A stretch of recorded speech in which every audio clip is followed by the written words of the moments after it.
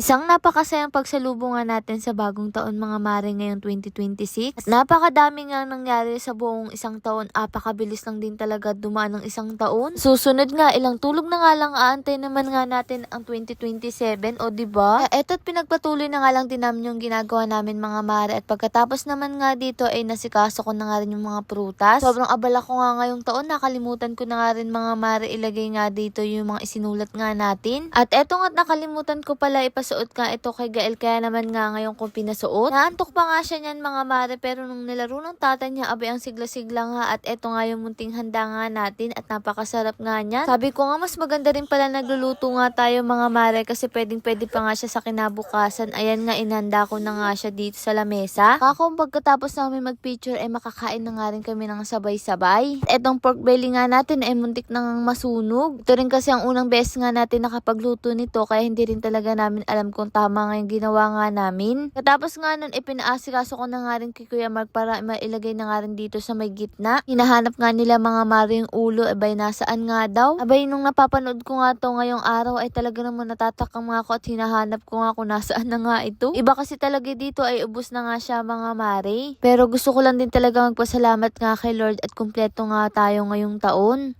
Happy New Year! Bago nga matapos ang taong 2025 ay naglitrato muna nga tayo dito para kapag nga matanda na tayo ay meron nga tayong pwedeng mabalikan. Bayang kanyang lolo nga mga mare, tingnan nyo naman nga tuwang-tuwa dito at pati nga si Gael larong-laro. Tuwang-tuwa nga din kami kay Gael tuwing tatawa siya ay tinatakpan niya nga yung bibig niya. Di nga siya nangangamba sa lolo niya mga mare, abay may tiwala kahit nga lasing na nga si tatay, sumasama pa rin. Siyempre bilang nanay ay talagang proud na proud nga ako na kapag nga minalalaman na nga siyang bago. Bago nga kami kumain, ayan pinagbibigyan muna nga ni Ran yung mga bata na bagong dating. Bilang din kasi sila dito nakapunta mga mare, kaya naman nga eto hinanda na nga ni Ran ibibigay nga niya. Buti na lang din nakapunta sila dito mga mare, kasi kahit papaano ay may kasama nga tayo ngayong bagong taon. Bale sa mga hindi nga nakakaalam, sila nga pinuntahan nga namin nung nakaraan sa Cavite. Kuha nga rin ako kay Tita Salve mga mare, dahil nga nung nandun nga kami ay talagang pinagluto pa nga niya kami. May kasi kahit simple lang nga yung ginagawa sa amin ay talagang naaalala nga namin yun at sinusuklian nga rin namin ng kabutihan. Pagkatapos nun ay nagdasal na nga rin kami at nagpasalamat sa buong taon. Kaya naman mga mare, tara't samahan nyo na nga kaming kumain. Kulang talaga ang mga salita sa pagpapasalamat ko nga sa buhay namin na meron kami ngayon. Ala ko nga dati na habang buhay na nga puro dilim ang makikita nga namin. Hindi na namin mararanasan yung ganitong bagay mga mare, yung tipong kakain kami sa lamesa, na may ilaw, na may kuryente, yung tipong mag-aabang nga kami mga mare sa labas ng mga paputok. Nga talaga kapag nakikita ko nga itong mga mare at talagang namamangha nga ako hanggang ngayon. Kasi sino ba naman nga ang mag-aakala na yung mga bata noon ay nandito na nga ngayon sa sitwasyon na ganito? Sigit sa lahat nakikita ko na yung mga magulang ko na masayang masaya nga sila sa buhay nga namin. Kaya bawat pagod ay sulit na sulit nga rin mga mare at sa bawat hindi ko pagsuko sa buhay. Kaya talagang nagpapasalamat nga rin ako mga mare sa buhay nga namin ni Ran. Ayan, nagchichika-chikaan pa nga kami ng mga oras nga na yan sa mga nakasanayan nga namin noon. Pagkwentuhan kasi namin yung huling bagong taon nga namin sa bukid noon. Ang gamit pa nga namin noon ay gasera nga lang, tapos nga ilaw namin ay flashlight nga ng cellphone. Pero ngayon ay salo-salo nga kaming kumakain at talaga naman napakaliwanag nga ng lamesa nga natin. At pagkatapos nun, ayan na nga yung alas 12.